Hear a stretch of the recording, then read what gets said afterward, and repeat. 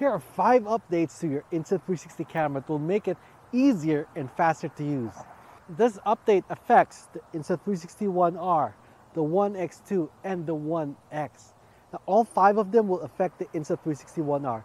For the One X2 and the One X, you're going to get benefits from 3 of them.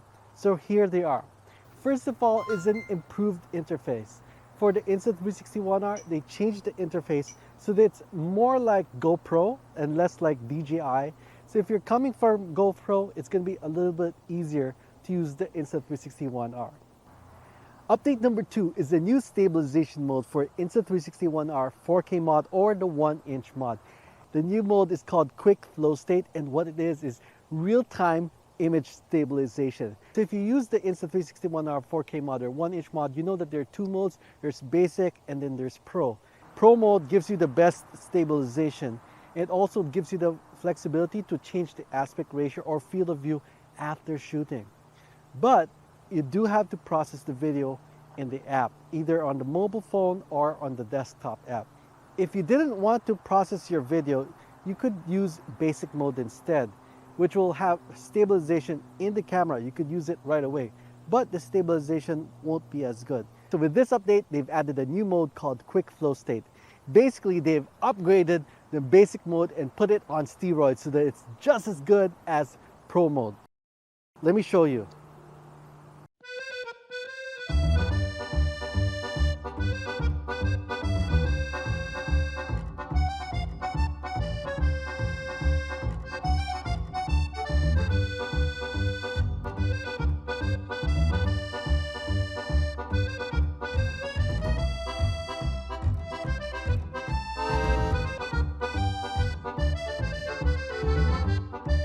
So you can see that the stabilization is much better than the previous basic mode. So it's almost as good as pro mode. Now with the Quick Flowstate, is there any reason to still use pro mode? Yes. If you want the flexibility of being able to change your field of view or aspect ratio after shooting, then you should still use pro mode. But if you know that you always want to use the same aspect ratio or field of view, let's say 16:9, then you can use Quick Flowstate and you don't need to process your video in the app. You can use it right away. Well, what about the One X2 or the One X? Well, the next update is going to be for all of them. I'm here between these 3 trees and I'm going to point to them one at a time. Watch what happens.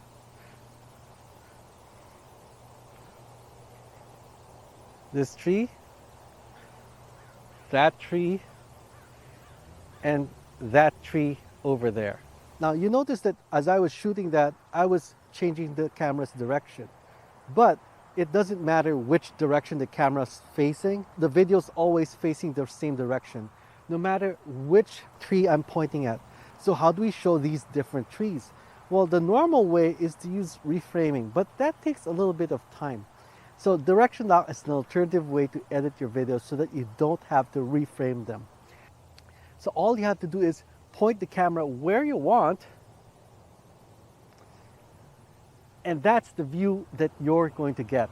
Direction lock is not a new feature, but what's different about it is that now it's easier to use. So with this new direction lock, the front of the camera is the side that doesn't have the screen. So this has the screen, so this is the front of the camera. So if I want to point at that tree, then I'm going to point the camera toward that direction.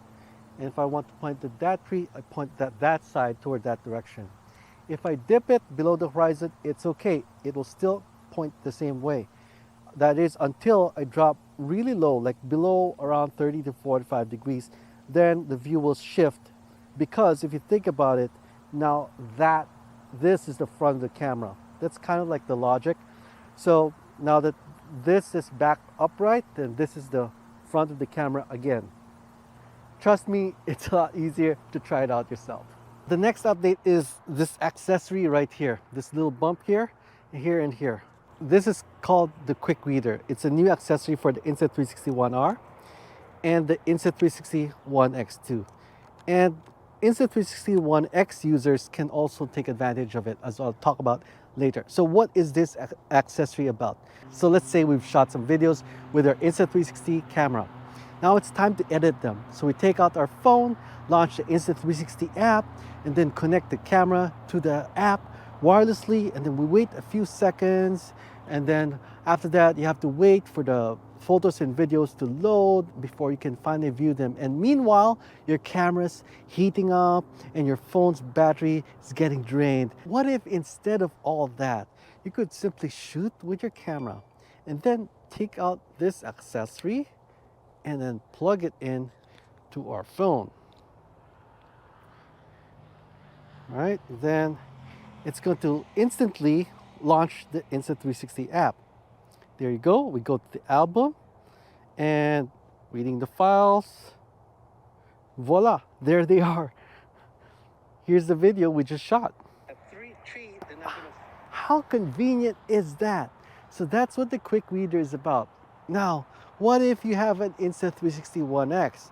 That you can't plug that into the Insta360 One X. Or what if you're using the microphone adapter, or you're using the dive case? Then how do you plug this quick reader into your camera? Well, the short answer is that you don't have to. When you attach the quick reader to your One R or One X2, you have the option to record directly into the memory card in the card reader. But you don't have to do that.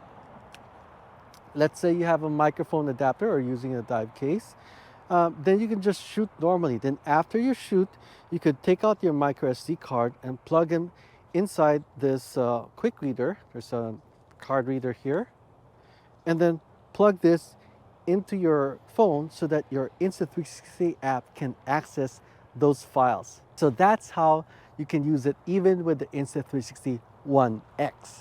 Now, speaking of editing, there's one more update which makes editing a little bit easier. It's called snap editing. Let me show you how it works. Here's my video. I've just downloaded it and now I'm ready to edit it. I'm gonna tap on it to pull it up. Then you'll see that there's a new toggle there on top. It says snap, and we just tap on that.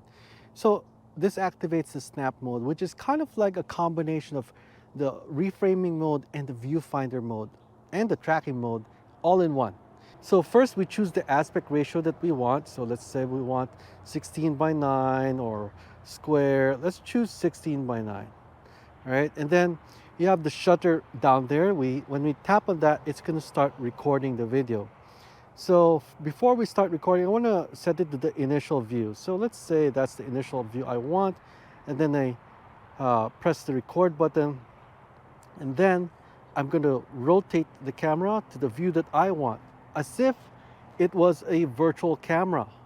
So here, I can point to that tree,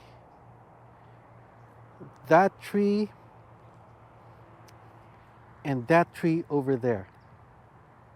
Now, you can also adjust the field of view. There are two ways to do it. One of them is this slider on the side. You can slide it up or down. But there's another way that I prefer. Let me show you how to do it. So we're going to start recording. When we do that, I'm going to put both thumbs on the screen. So with those two thumbs, I can control the field of view by kind of like pinching the zoom. So pinching in and out like that, while I'm rotating the screen.